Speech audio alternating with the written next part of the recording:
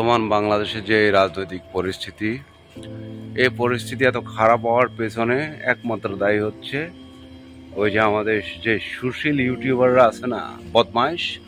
একটা হচ্ছে কনক সারোয়ার, একটা হচ্ছে চায়ের টক, আরও কিছু বিএনপির দালাল আছে, কিছু মিডিয়া আছে বিএনপির উপর সওয়ার করছে, মনে করছে বিএনপি ক্ষমতায় এসে গেছে। বাহ, মানে আমরা বিএনপির পক্ষে কিছু দালালি করি, আবার আসলে ভালো মধু খামু আর কি। এটা কিছু মিডিয়া, কিছু ইউটিউবার আর কিছু দালাল আছে রাজনৈতিক, এরা কিছু দালালি করছে আর কি।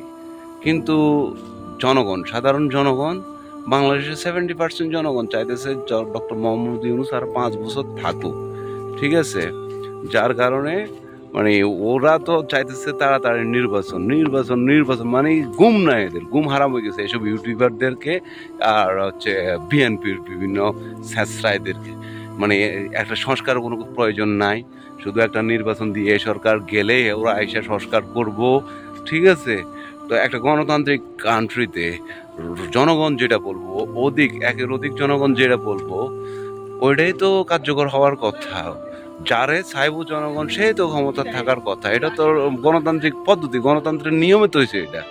এখন তোরা যে নির্বাচন করস, নির্বাচন করতে হলে তো একটা দেশের দুইটা দল, শক্তিশালী দুইটা দল থাকতে হইব। এক দল ক্ষমতায় গেলে আরেক দল এটার বিরোধিতা করব। এখন বাংলাদেশে ওই শক্তিশালী দল কই? একটা শক্তিশালী দল তো বানাইতে হইব, তাইলে দেশের তো সংস্কার করতে হইব, একটা দলের তো সুযোগ দিতে হইব, একটা দলের তো গোছানোর সুযোগ দিতে হইব। বর্তমানে জামাতের কয় জেলাতে জামাতের কমিটি আছে? জামাতের এরকম স্ট্রং অবস্থান কই? একটা দল তো করতে হইব এখানে, তাই না? তাইলে এই দলটা করতে হলে সময় তো দিতে হইব, সুযোগ তো দিতে হইব। এরা চাইতেছে সময় সুযোগ না দিয়ে এই সরকারের গলা ছাইপা ধইরা ক্ষমতায় যাইয়া আবার আওয়ামী লীগের কপি করার জন্য। না, ওই সুযোগ জনগণ দেবে না। জনগণ আজকে যে ডাক দিচ্ছে ডক্টর মোহাম্মদ ইউনূসকে 5 বছরের জন্য ক্ষমতায় রাখার জন্য, এটাই বাস্তবায়ন হবে। আমরা এটার একমত। আমরা প্রবাসীরা, সর্বস্তরের বাঙালি জনগণ, আমরা ডক্টর ইউনূসকে 5 বছরের জন্য চাই। এই সংগ্রাম আমরা লড়বো। আমরা প্রয়োজনে আবার জুলাইয়ের মতো আমরা আবার লড়বো।